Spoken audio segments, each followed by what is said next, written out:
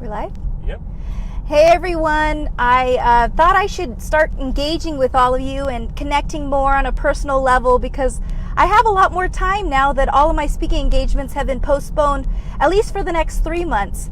So with the challenging times right now, I think it's a great way to connect with everyone, and it's important that we stay connected with those people that we care about. And I want to share with you a question that I received just a ago. I got a phone call from a young girl. She's a teenager. She was also born without arms, and her name's Alicia. She asked me, because she's learning how to drive right now, and she's specifically having a challenge with the turn signal light indicator, and I actually have had that challenge in the past. So she wanted to ask me about how to handle signaling when I'm driving with one foot on the wheel. She's also right-footed like me, so I'm going to be explaining that to you all right now as my foot is on the steering wheel and we're driving to the hangar.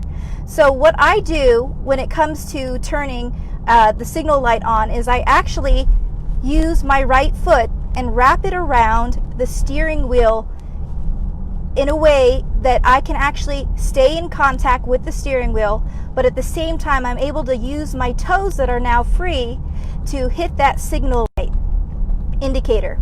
And so what I'm going to do to show you that, Patrick, thankfully he's turning the camera around here so you can all see, is I wrap my right foot. You can't quite see it in that shot, but and with the toes free, I hit the signal light indicator, either going right or down to signal left. And when it comes to windshield wipers, which that's a different question, but I do the same obviously by using my foot to wrap around the steering wheel and hit that indicator like this. So I'm going to go ahead and do that one more time so that she can understand how this works. Keeping my foot wrapped around the steering wheel, signaling right, which I'm going to be turning right.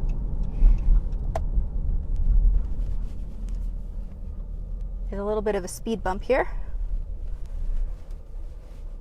Or if I'm going left, I will just push down on the signal just like that.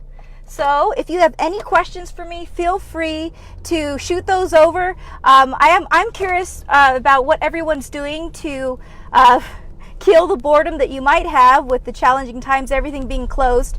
My hometown here in Tucson is completely closed, so there are no businesses open except for restaurants where you can actually obviously get takeout or order through the drive-through. And it's given me a lot more time to do some flying, which is good. I'm curious to hear what all of you are doing. Let me know in the comments. I'm not going to be looking at the comments clearly right now because I'm driving, but after this, I will take a look at them and answer the questions. And at about this time every day, Sunday through Friday, I will be answering questions that I get from various people from 3:30 to 4 p.m. Pacific time, which is 3 hours different on the East Coast and 2 hours different with Central Time. I'll be answering your questions and anything that you want to share with me, any letters, any concerns that you might have that relate to me and my life of living through my feet. I have been driving for many years, just so you know, it wasn't as easy as it looks right now, because when I was a teenager, just like Alicia, learning how to drive, I was faced with a lot of questions, and those questions were, how would you safely maneuver a car without special modifications?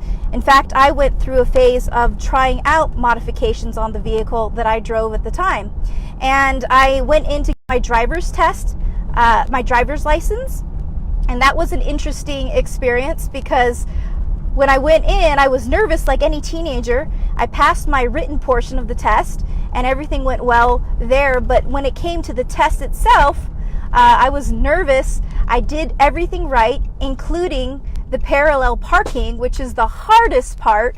As you can imagine, for any of you, you probably remember learning how to parallel park. But parallel parking was a challenge for me as well.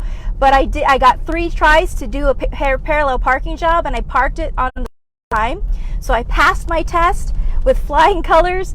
I was so happy. I had a driver's license, but I got a letter in the mail a week later that said my license was suspended.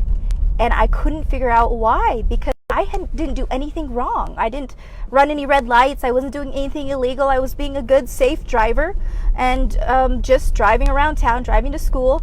And someone unrelated to the motor vehicle division reported that I was driving a vehicle without special modifications, and she felt it was not safe for me to be driving a regular automatic vehicle without any special modifications on my vehicle. So I went back into the motor vehicle division. I asked them, what do I need to do? I want my license back. I need that freedom, and plus I passed.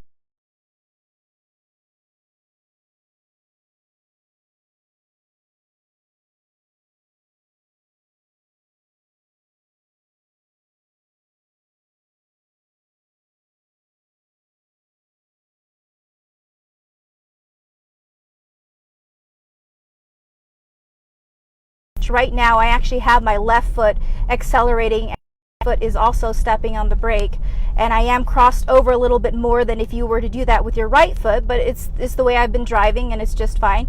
So I had that modified. And another thing, they had a little push button knob on my headrest, and I actually would use my head to signal right, signal left, or turn on cruise control. And that was very interesting, using that thing. That took more relearning, but I went through all this process of getting my car modified. Then I went into the motor vehicle division. This one was a different one from the previous test.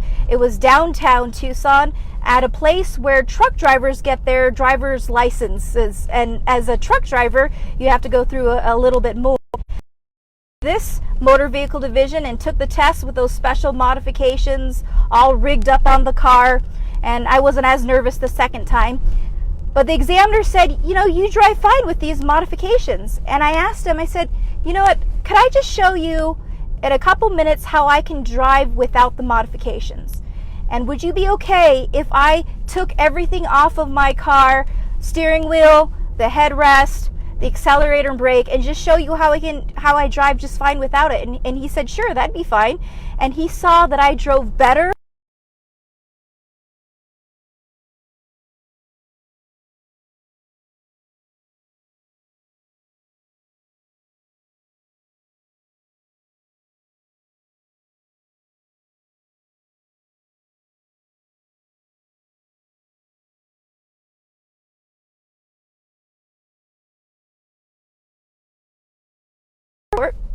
And without any problems. On occasion I will have someone who is watching me from their own vehicle, and they will actually come over and try to drive right up next to me to see if I'm really driving with my feet, which I am, and they will give me like a thumbs up, or they'll give me this like bewildered kind of look. On occasion, I will have a motorist drive up next to me and take a picture of me driving with my feet. That's always entertaining, and that's really not safe to be taking a picture while driving. Anyway, I get it all, and it's always entertaining to see how people react, but I feel wonderful that I've been able to drive. I do drive long distances.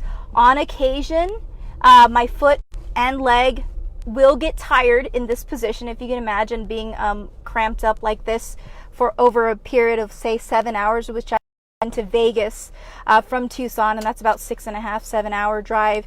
And I remember how my leg will get fatigued once in a while with my with this positioning. So I have to take my foot off the wheel, pull over, take a break, rest my foot, make sure that it's not as fatigued as it will, because that would be dangerous with a fatigue anyway.